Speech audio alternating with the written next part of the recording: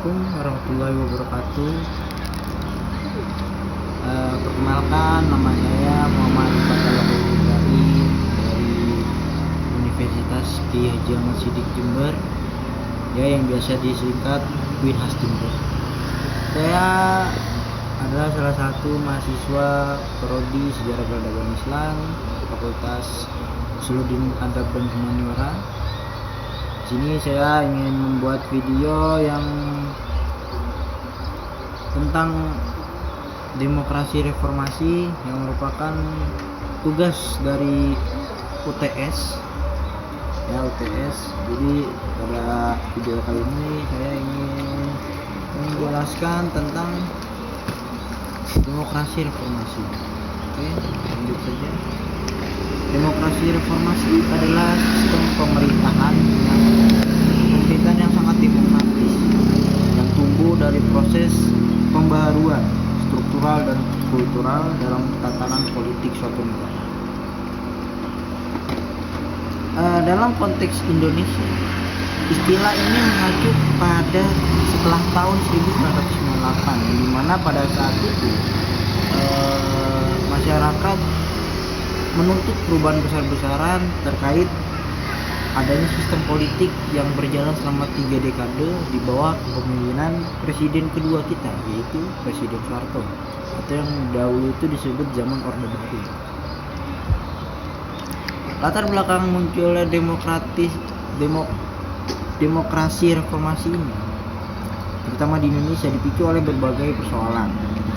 Jadi dari adanya maraknya kolusi, nepotisme, lemahnya penegakan hukum, terbatasnya kebebasan berpendapat dan berkumpul, serta krisis ekonomi yang sempat melanda di Asia pada tahun 1997 sampai 1998, yang pada akhirnya mengakibatkan gelombang protes atau emosi dari mahasiswa, aktivis, serta masyarakat sipil pun itu memuncak di tahun 1998, tepatnya pada bulan Mei, dimana pada saat itu mereka menuntut untuk lengsernya kepemimpinan Presiden Soeharto.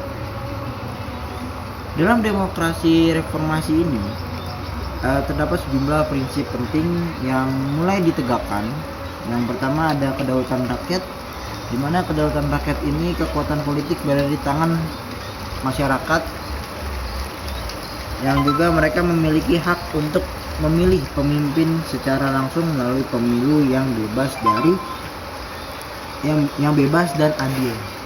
Yang kedua, prinsip kedua adalah kebebasan sipil, di mana masyarakat ini mendapatkan kebebasan untuk menyampaikan pendapat, berserikat dan berekspresi tanpa tekanan dari pihak manapun. Yang ketiga ada keadilan dan penegakan hukum. Jadi dengan adanya reformasi membawa semangat pembaruan dalam sistem hukum agar lebih adil, transparan, dan tidak tebang pilih atau tidak asal pilih. Yang keempat ada pemilu langsung, yang dimana rakyat tidak hanya memilih wakil rakyat, tetapi juga memilih presiden dan seluruh staf-stafnya secara langsung sebagai bentuk keterlibatan langsung dalam proses demokrasi. Yang kelima ada desentralisasi dan otonomi daerah, di mana kekuasaan tidak lagi berpusat di pemerintah pusat saja, tetapi didistribusikan ke daerah agar pembangunan lebih merata dan sesuai kebutuhan lokal. Yang terakhir atau yang keenam ada yang namanya lembaga negara independen, yang dimana reformasi ini melahirkan institusi-institusi independen seperti Mahkamah Konstitusi, Komisi Yudisial, Komisi Pemilihan Umum, dan Komisi Pemberantasan Korupsi. Dimana dari terbentuknya komisi-komisi ini memiliki peran penting dalam menjaga integritas demokrasi. Demokrasi reformasi di Indonesia tidak serta-merta berjalan mulus.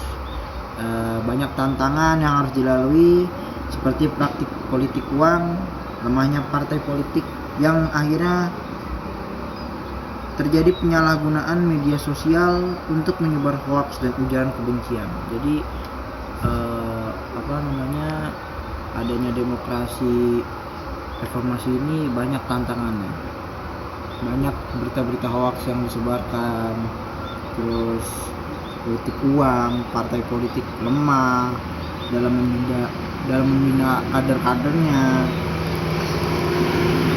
dan juga serta munculnya polarisasi politik yang tajam.